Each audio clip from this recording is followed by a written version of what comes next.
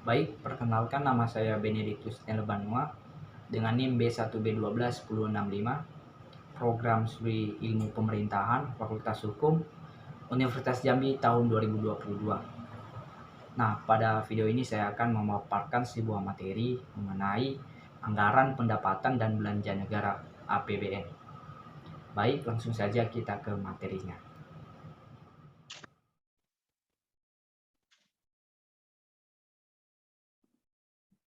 Baik, anggaran pendapatan dan belanja negara.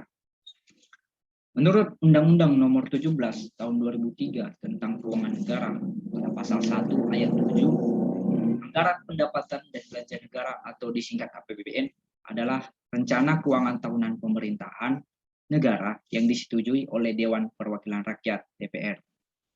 APBN berisi daftar sistematif dan terperinci yang memuat rencana penerimaan dan pengeluaran negara selama 1 tahun anggaran, biasanya dimulai dari tanggal 1 Januari sampai 31 Desember, yang ditetapkan setiap tahun berdasarkan undang-undang. Kemudian, bagaimana proses penyusunan APBN?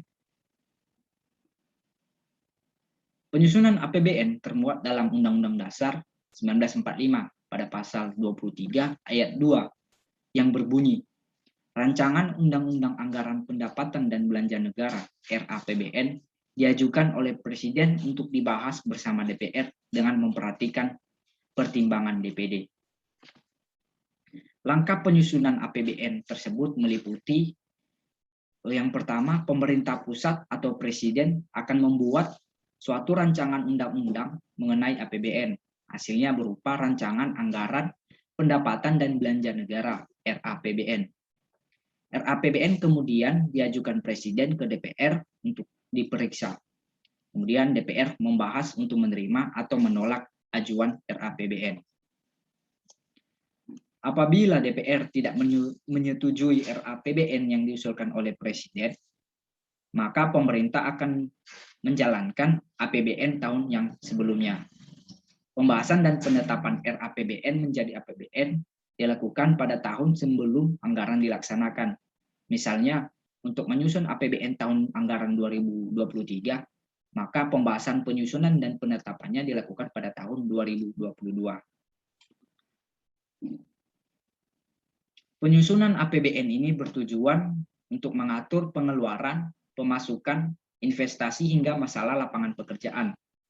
Tujuan APBN termuat dalam Undang-Undang Dasar 1945 pada pasal 23 ayat 1 yang berbunyi, Anggaran pendapatan dan belanja negara sebagai wujud dari pengelolaan keuangan negara ditetapkan setiap tahun dengan undang-undang dan dilaksanakan secara terbuka dan bertanggung jawab untuk sebesar-besar kemakmuran rakyat. Kemudian seterusnya, bagaimana prinsip dan asas penyusunan APBN?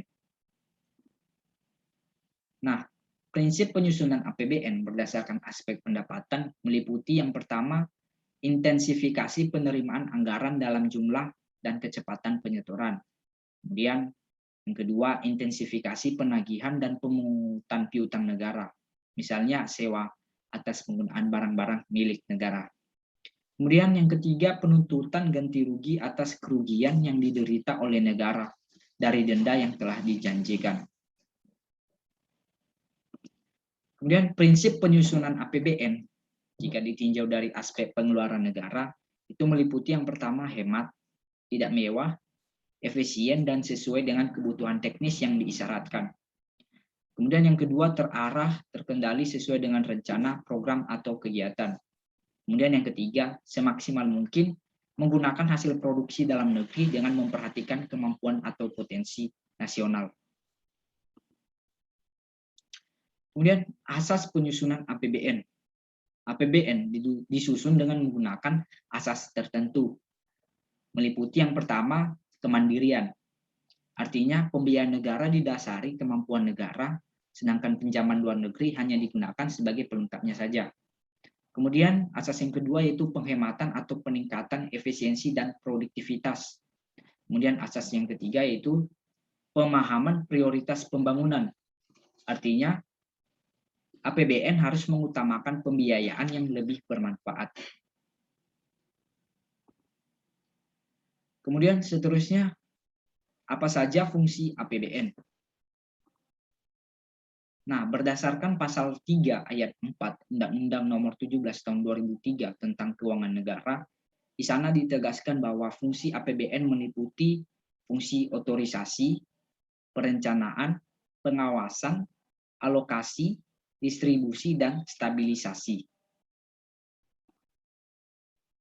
Baik, yang pertama fungsi otorisasi. Fungsi ini mengandung arti bahwa anggaran negara menjadi dasar untuk melaksanakan pendapatan dan belanja pada tahun yang bersangkutan. Dengan demikian, pembelanjaan atau pendapatan dapat dipertanggungjawabkan kepada rakyat. Kemudian, fungsi yang seterusnya yaitu fungsi perencanaan. Fungsi ini mengandung arti bahwa anggaran negara dapat menjadi pedoman bagi negara untuk merencanakan kegiatan pada tahun tersebut. Bila suatu pembelanjaan telah direncanakan sebelumnya, maka negara dapat membuat rencana-rencana untuk mendukung pembelanjaan tersebut. Misalnya, telah direncanakan dan dianggarkan akan membangun proyek pembangunan jalan dengan nilai sekian miliar. Maka, pemerintah dapat mengambil tindakan untuk mempersiapkan proyek tersebut agar bisa berjalan dengan lancar. Kemudian seterusnya yaitu fungsi pengawasan. Fungsi ini berarti anggaran negara harus menjadi pedoman untuk menilai apakah kegiatan penyelenggaraan pemerintah negara itu sesuai dengan ketentuan yang telah ditetapkan. Dengan demikian, akan mudah bagi rakyat untuk menilai apakah tindakan pemerintah menggunakan uang negara untuk keperluan tertentu itu dibenarkan atau tidak. Kemudian selanjutnya yaitu fungsi alokasi. Fungsi ini berarti bahwa anggaran negara harus diarahkan untuk mengurangi pengangguran dan pemborosan sumber daya, serta meningkatkan efisiensi dan efektivitas perekonomian. Kemudian yang selanjutnya yaitu fungsi distribusi. Fungsi ini berarti bahwa kebijakan anggaran negara harus memperhatikan rasa keadilan dan kepatutan. Kemudian yang selanjutnya yaitu fungsi stabilisasi. Fungsi ini memiliki makna bahwa anggaran pemerintah menjadi alat untuk memelihara dan mengupayakan keseimbangan fundamental perekonomian. Kemudian selanjutnya, bagaimana sih periode dan siklus penyusunan APBN? Nah, periode APBN di Indonesia sejak tahun 1969 itu dimulai pada 1 April dan berakhir pada 31 Maret tahun berikutnya. Namun periode APBN ini berubah sejak masa reformasi tahun 2000, yaitu dimulai pada tanggal 1 Januari dan berakhir pada tanggal 31 Desember. Kemudian siklus anggaran pendapatan dan belanja negara ini merupakan rangkaian kegiatan dalam proses APBN yang dimulai pada saat APBN mulai disusun sampai dengan APBN disahkan dengan undang-undang. Tahapan dalam kegiatan siklus APBN ini meliputi yang pertama itu tahap perencanaan dan penganggaran APBN, kemudian penetapan APBN, terus langkah ketiga pelaksanaan APBN, kemudian keempat pelaporan dan pencatatan APBN, dan yang terakhir itu pemeriksaan dan pertanggungjawaban APBN. Nah, tahap pertama, perencanaan dan penganggaran APBN. Pada tahap ini dilakukan pada tahun sebelum anggaran tersebut dilaksanakan. Misalnya, untuk APBN tahun 2013 itu dilakukan pada tahun 2012 yang meliputi 2 kegiatan, yaitu perencanaan dan penganggaran. Nah, tahap perencanaan itu dimulai dari yang pertama penyusunan arah kebijakan dan prioritas pembangunan nasional. Kemudian kedua, kementerian negara atau lembaga melakukan evaluasi pelaksanaan program dan kegiatan pada tahun berjalan. Kemudian menyusun rencana inisiatif baru dan indikasi kebutuhan anggaran. Terus tahap ketiga yaitu pemerintah, kementerian, perencanaan dan kementerian keuangan akan mengevaluasi pelaksanaan program dan kegiatan yang sedang berjalan dan mengkaji usulan inisiatif baru berdasarkan prioritas pembangunan serta analisa pemenuhan, kelayakan dan efisiensi indikasi kebutuhan dananya. Kemudian tahap perencanaan selanjutnya itu pagu indikatif dan rancangan awal rencana kerja pemerintah. Kemudian pertemuan 3 pihak yang dilaksanakan antara Kementerian Negara, Kementerian Perencanaan, dan Kementerian Keuangan. Kemudian selanjutnya itu ada rancangan awal RKP yang disempurnakan. Kemudian selanjutnya RKP ini dibahas dalam pembicaraan pendahuluan antara pemerintah dengan DPR. Barulah RKP ditetapkan. Sedangkan pada tahap penganggaran itu dimulai dari yang pertama itu penyusunan kapasitas fiskal yang menjadi bahan penetapan pagu indikatif. Kemudian yang kedua itu penetapan pagu indikatif. Terus yang ketiga penetapan pagu anggaran Kementerian Negara. Kemudian yang seterusnya penyusunan rencana kerja dan anggaran. Kemudian penelaahan RKA sebagai bahan penyusunan nota keuangan dan rancangan undang-undang tentang APBN.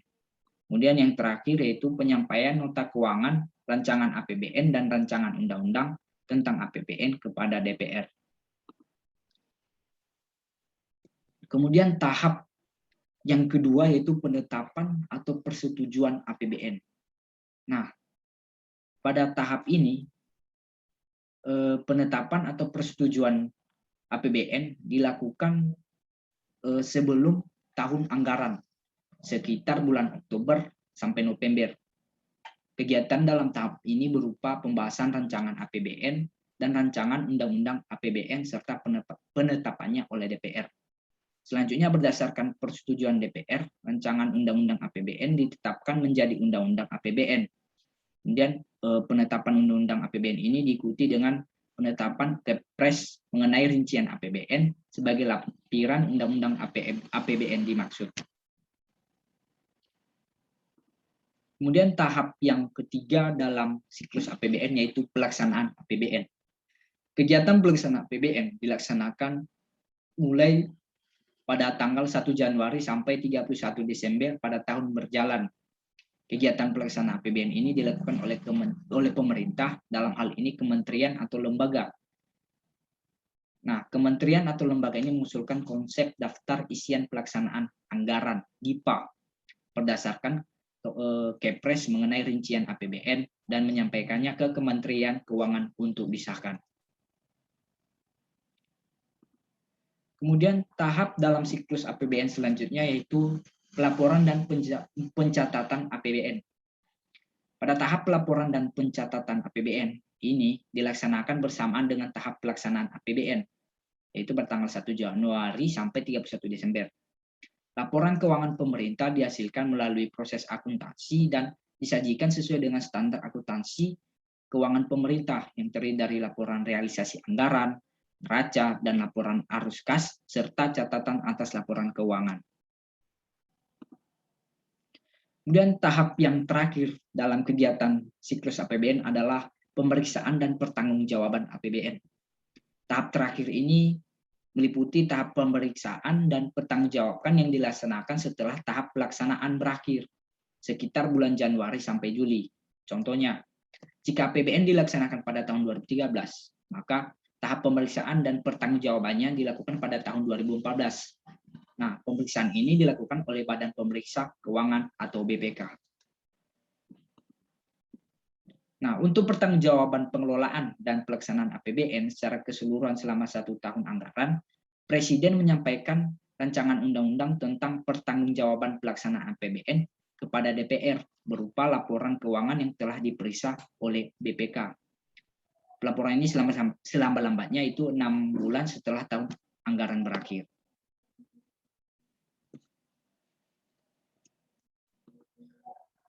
Kemudian apa saja sih struktur dari APBN ini?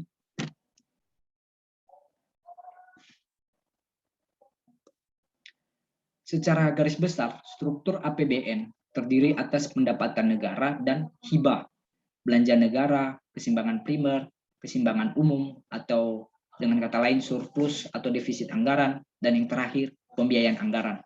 Nah, struktur APBN ini dituangkan dalam suatu format yang disebut icon. Dalam beberapa hal, isi dari icon ini sering disebut dengan postur APBN.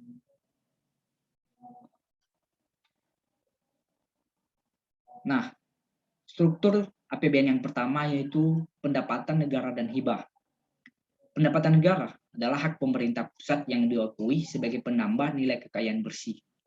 Kemudian hibah adalah penerimaan daerah atau negara yang berasal dari pemerintah negara asing, badan atau lembaga asing, badan atau lembaga internasional, pemerintah, badan atau lembaga dalam negeri, atau perorangan, baik dalam bentuk devisa, rupiah, maupun barang dan atau jasa, termasuk tenaga ahli dan pelatihan yang tidak perlu dibayar kembali. Pendapatan negara ini didapat melalui penerimaan perpajakan, penerimaan negara bukan pajak atau PNBP, dan penerimaan hibah. Nah, penerimaan perpajakan merupakan semua bentuk penerimaan yang terdiri dari pajak dalam negeri dan pajak perdagangan internasional. Pajak dalam negeri sendiri terdiri atas yang pertama itu pajak penghasilan atau PPH. PPH adalah jenis pajak yang harus dibayar oleh individu atau badan atas penghasilan yang diperoleh selama 1 tahun pajak. Kemudian pajak yang kedua yaitu pajak pertambahan nilai atau PPN.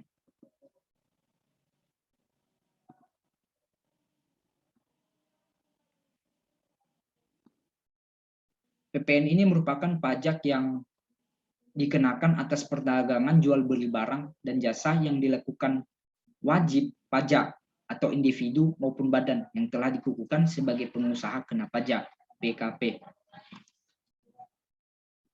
Kemudian selanjutnya itu pajak bumi dan bangunan (PBB). PBB merupakan pajak atas kepemilikan, pemanfaatan atau penguasaan atas tanah atau bangunan. Kemudian selanjutnya itu biaya perolehan hak atas tanah dan bangunan (BPHTB). BPHTB sendiri merupakan pungutan atas perolehan hak atas tanah atau bangunan. Kemudian pajak dalam negeri selanjutnya yaitu cukai. Cukai adalah pungutan yang dikenakan terhadap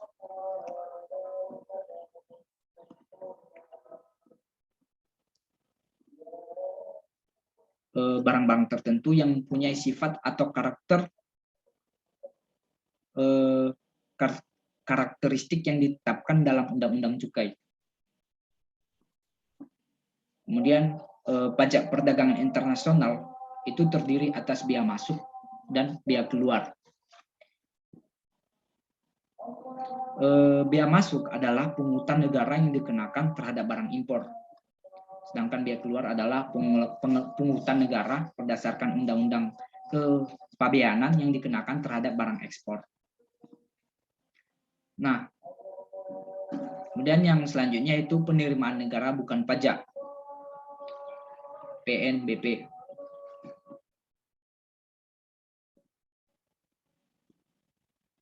Menurut Undang-Undang Nomor 9 Tahun 2018 tentang penerimaan negara bukan pajak, PNBP, adalah pungutan yang dibayar oleh orang pribadi atau badan dengan memperoleh manfaat langsung maupun tidak langsung atas layanan atau pemanfaatan sumber daya dan hak yang diperoleh negara berdasarkan peraturan perundang-undangan yang menjadi penerimaan pemerintah pusat di luar penerimaan perpajakan dan hibah dan dikelola dalam mekanisme anggaran pendapatan dan belanja negara.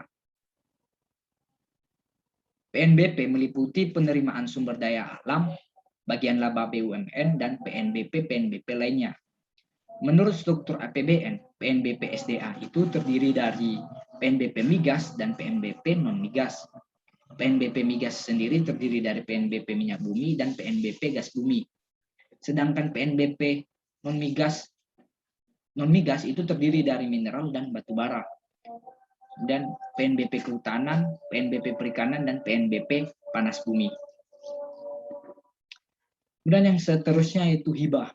Hibah bersumber dari dalam negeri dan luar negeri. Hibah yang bersumber dari dalam negeri itu berasal dari lembaga keuangan dalam negeri, lembaga non-keuangan dalam negeri, pemerintah daerah, perusahaan asing yang berdomisili dan melakukan kegiatan di wilayah NKRI, lembaga lainnya, dan perorangan.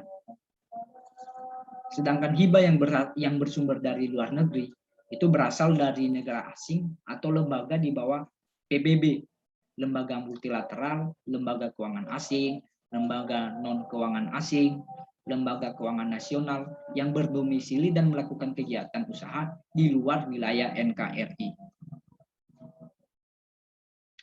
Kemudian struktur APBN selanjutnya yaitu belanja negara.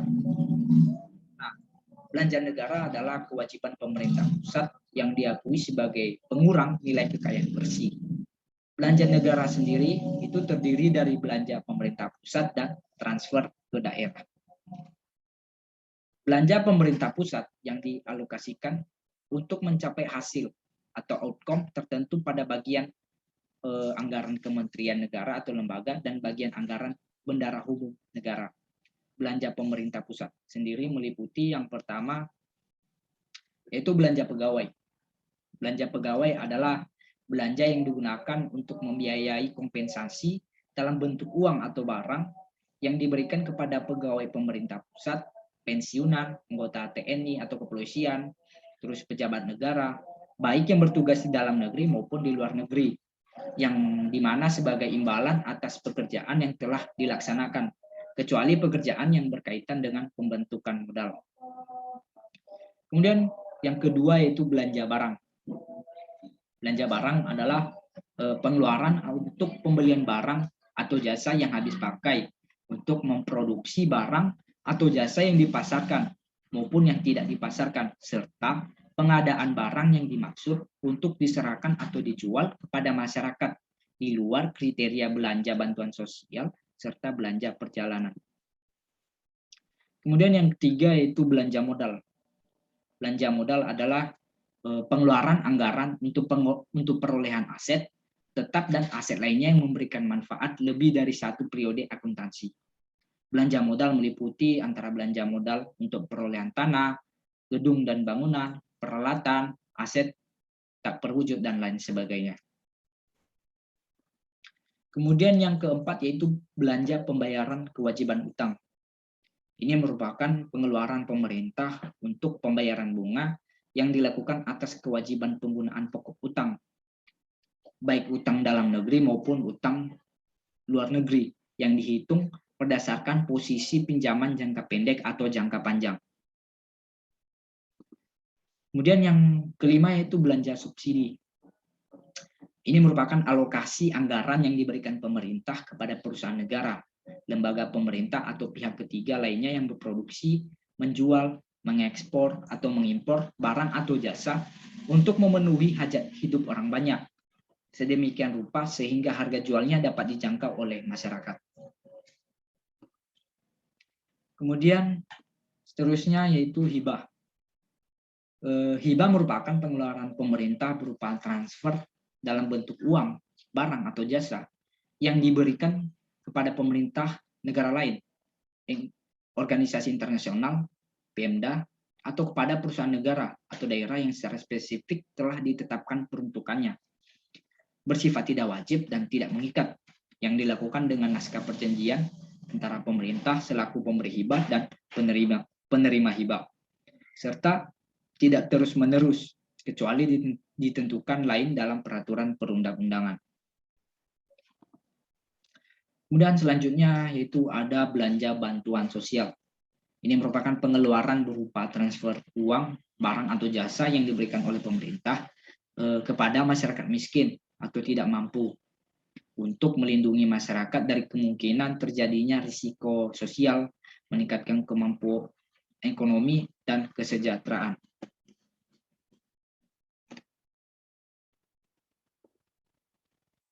Kemudian selanjutnya yaitu belanja lain-lain. Menurut Peraturan Menteri Keuangan Nomor 101 Tahun 2011 tentang petunjuk penyusunan dan penelaahan rencana kerja dan anggaran Kementerian Negara atau lembaga, belanja lain-lain adalah pengeluaran negara untuk pembayaran atas kewajiban pemerintah yang tidak masuk dalam kategori belanja pegawai, belanja barang, belanja modal, belanja bunga utang, belanja subsidi, belanja hibah, dan belanja bantuan sosial serta bersifat mendesak dan tidak dapat diprediksi sebelumnya. Kemudian transfer ke daerah. Nah, anggaran transfer ke daerah merupakan salah satu instrumen kebijakan dari desentralisasi fiskal guna mendanai urusan pemerintahan yang menjadi kewenangan daerah dalam rangka pelaksanaan otonomi daerah. Anggaran transfer ke daerah ini meliputi yang pertama yaitu dana perimbangan. Dana ini merupakan dana yang bersumber dari pendapatan APBN yang dialokasikan kepada daerah untuk mendanai kebutuhan daerah dalam rangka pelaksanaan desentralisasi. Dana perimbangan ini meliputi yang pertama dana alokasi umum, dana alokasi khusus, dan dana bagi hasil. Kemudian yang kedua, dana otonomi khusus dan penyesuaian. Dana ini merupakan dana yang dialokasikan untuk membiayai pelaksanaan otonomi khusus suatu daerah, sebagaimana ditetapkan dalam Undang-Undang Nomor 35 Tahun 2008 tentang penetapan Perpu Nomor 1 Tahun 2008 tentang perubahan atas Undang-Undang Nomor 21 Tahun 2001 tentang otonomi khusus bagi Provinsi Papua menjadi undang-undang, dan Undang-Undang Nomor 11 Tahun 2006 tentang pemerintahan Aceh. Nah, kemudian struktur APBN yang ketiga yaitu keseimbangan primer. Keseimbangan primer merupakan selisih dari total pendapatan negara dikurangi belanja negara di luar pembayaran bunga utang. Jika total pendapatan negara lebih besar daripada belanja negara di luar pembayaran bunga utang, maka keseimbangan primer akan positif, yang berarti masih tersedia dana yang cukup untuk membayar bunga utang. Sebaliknya, jika total pendapatan negara lebih kecil daripada belanja negara di luar pembayaran bunga utang, maka keseimbangan primer akan negatif, yang berarti sudah tidak tersedia dana untuk membayar bunga utang.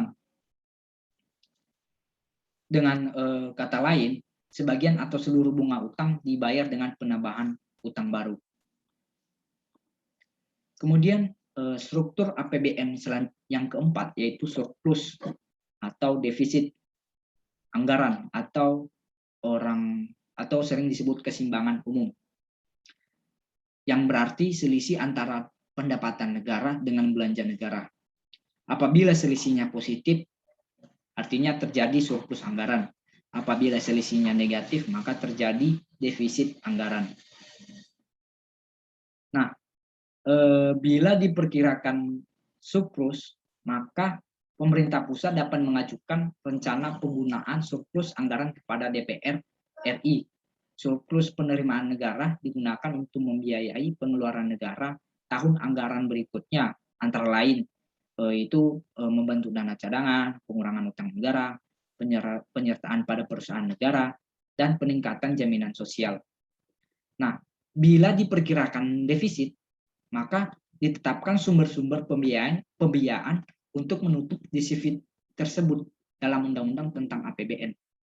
Defisit anggaran dimaksud dibatasi maksimal 3% dari produk domestik bruto. Nah, kemudian jumlah pinjaman dibatasi maksimal 60% dari produk domestik bruto. Nah, kemudian struktur APBN yang selanjutnya yaitu pembiayaan. Pembiayaan merupakan penerimaan negara dalam tahun tertentu yang harus dibayar kembali atau pengeluaran negara dalam tahun tertentu yang akan diterima kembali. Pembayaran, pembeli atau penerimaan kembali tersebut dapat terjadi baik pada tahun anggaran bersangkutan maupun pada tahun anggaran berikutnya. Selain itu, pembiayaan juga meliputi penjualan aset dan penggunaan saldo anggaran lebih, SAL. Pembiayaan ini muncul apabila besaran alokasi belanja melebihi besaran target, pendapatan, dan hibah atau terjadi defisit. Supaya besaran belanja yang sudah ditetapkan APBN dapat dilaksanakan dengan baik.